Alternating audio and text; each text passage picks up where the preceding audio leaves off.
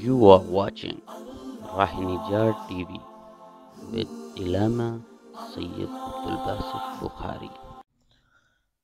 ان اللہ و ملائکتہ یصلون علی النبی یا ایھا الذین آمنوا صلوا علیہ وسلموا تسلیما. دروشی پڑھیں جی. اللہم صلی علی سیدنا و مولانا محمد وعلی آل سیدنا و مولانا محمد وبارک وسلم وصلی علیہ. پچھلے دنوں میں میت کو کفن دینے کے حوالے سے میں نے مرد کو کفن پہنانے کا طریقہ بتایا تھا.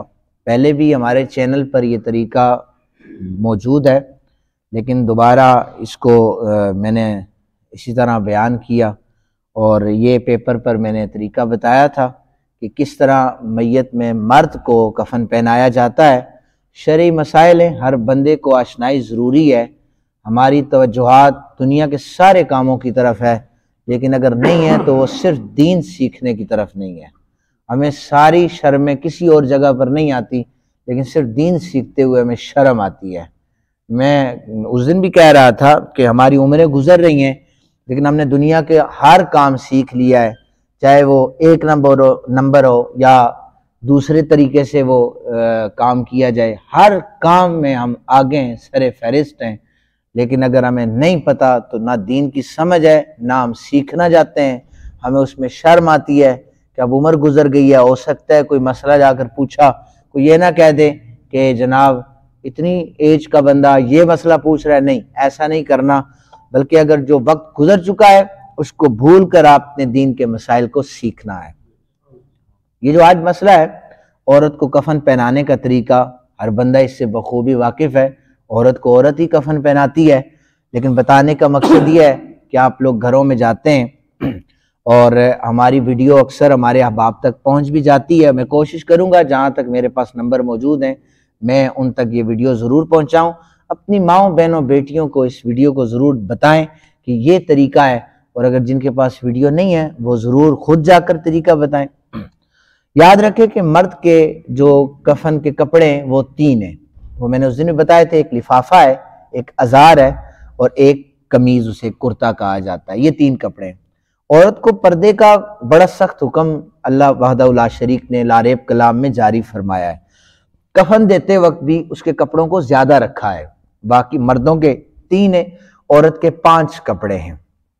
ان کے نام جو ہیں، ایک لفافہ ہوتا ہے جیسے مرد کا ہوتا ہے، ایک ازار ہوتا ہے جیسے مرد کا کپڑا ہے، پھر ایک کرتا ہوتا ہے. یہ 3 کپڑے دونوں سیم ہوتے ہیں.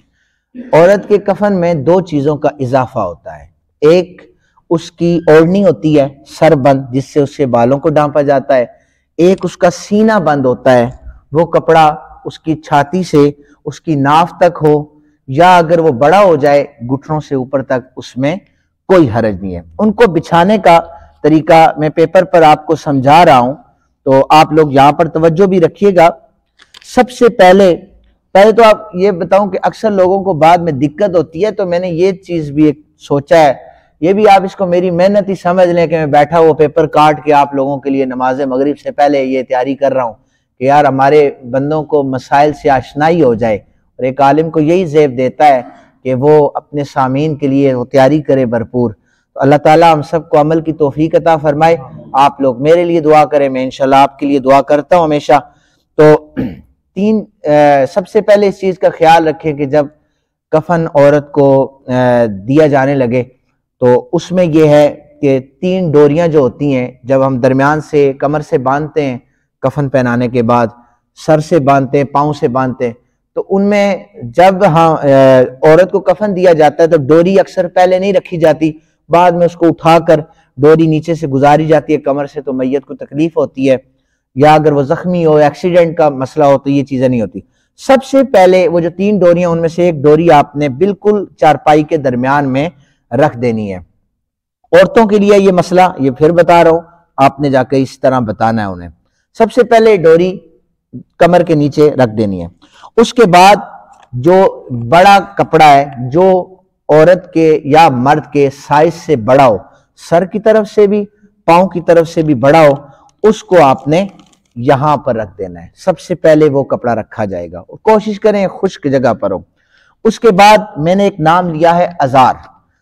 یہ ازار جو ہے یہ قد کے برابر ہوتا ہے، عورت یا مرد اس کے قد کے برابر ہوتا ہے، لفافے سے چھوٹا۔ بازار سے اب جو مل رہے ہیں کپڑے وہ برابر ہے، لفافہ بھی ازار بھی برابر ہوں تب بھی حرج نہیں ہے، لیکن اگر وہ کسی کے پاس کھلا تھان کی صورت میں کپڑا ہو تو وہ اس طرح کاٹے کہ ازار اسے چھوٹا۔ دوسرے نمبر پر ازار رکھ دیا جاتا ہے، دوسرے نمبر پر ازار رکھا، پہلے نمبر پر لفافہ پھر ازار۔ اب یہاں پر اس کے بعد یہ قمیض جو ہے جسے کرتا کہتے ہیں، میں نے اس دن بھی بتایا تھا کہ یہ درمیان سے اس طرح کٹا ہوا ہوتا ہے تاکہ سر آسانی سے چلا جائے، کہیں سے یہ سلا ہوا نہیں ہوتا۔ پھر اس کو جب بچھایا جاتا ہے تو اس کا جو اوپر والا حصہ ہے جو سینے پر آنا اس کو فولڈ کر کے آپ سرانے کی طرف موڑ سکتے ہیں۔ اس کے بعد اب یہ جو دو کفنے، ایک ہے سر پہ باندھنے والی کفنی اوڑھنی اور دوسرا ہے سینہ بند، ٹھیک ہے۔ اب ان کپڑوں کو ایک کو یہ سینے کے اس کو یہاں پر رکھ دیں قمیض کے اوپر اور ایک کو اس کے اوپر رکھ دیں، یہ ترتیب ہے، لفافہ، ازار، قمیض اور اوڑھنی اور سینہ بند کو برابر رکھتے ہیں۔ اب جب میت کو لٹایا جاتا ہے سب سے پہلے تو اب میت کے نیچے سب سے پہلے دو کپڑے آگے، سینہ بند اور اوڑھنی، پھر اس کے نیچے قمیض آئے گی، پھر ازار آئے گا، پھر لفافہ آئے گا، رکھتے ہوئے ترتیب اور ہے، میت کے نیچے ترتیب اور ہے۔ اب سب سے پہلے اسی طرح بائیں سے دائیں اور دائیں سے بائیں اس کے سینے کو یہاں سے آپ فولڈ کر دیں گے، عورت کے سینے کو فولڈ کر دیا جائے گا۔ پھر اس کے بال جو ہیں ان پر عطر یا کافور آپ کچھ لگا سکتے ہیں، تو ان کو وہ مینڈیاں بنا کر دائیں اور بائیں سینے پر ہی انہیں پھیلا دینا ہے۔ جب اس کا سینہ بند ہو گیا تو یہ جو اوڑھنی ہے اس کو باندھنا نہیں ہے، گرا نہیں لگانا، لیکن اس طرح اس کے بالوں کو پورے طریقے سے چھپا لینا ہے، عورت کے بالوں کو پورے طریقے سے چھپا لینا ہے۔ جب یہ دونوں چیزیں ہو جائیں تو اس کے بعد قمیض کو جیسے آگے مرد کا جیسے طریقہ ہے اس طرح قمیض کو فولڈ کرنا ہے، قمیض آئے گی، پھر ازار کو بائیں سے دائیں اور دائیں سے بائیں پھیر دینا ہے، اور اسی طرح جو لفافہ ہوگا اس کو بائیں سے دائیں اور دائیں سے بائیں کر کے اس کے بعد یہ ڈوری جو آپ سب سے پہلے میں نے بتایا نیچے رکھیں گے، اس کو درمیان سے اس طرح کر کے باندھ دینا ہے۔ ادھر سے سر کی طرف بھی ڈوری موجود ہوتی ہے کپڑے کی، پاؤں کی جانب بھی موجود ہوتی ہے۔ یہ طریقہ کار ہے عورت کو کفن دینے کا۔ گھروں میں جا کر ماؤں بہنوں بیٹیوں کو یہ ضرور بتائیں۔ 5 کپڑے اسی لیے رکھے گئے ہیں کہ عورت کے حوالے سے یہ مسئلہ ہے، پردے کا حکم ہے، اس لیے یہاں پر بھی میت کے حوالے سے بھی وحدہ لا شریک کے محبوب نبی صلی اللہ علیہ وسلم نے 5 کپڑوں سے کفن دینے کا حکم دیا ہے۔ آپ نے طریقہ اپنی ازواج، اپنی بیٹیاں ان کے مطابق یہ کر کے بتایا بھی ہے۔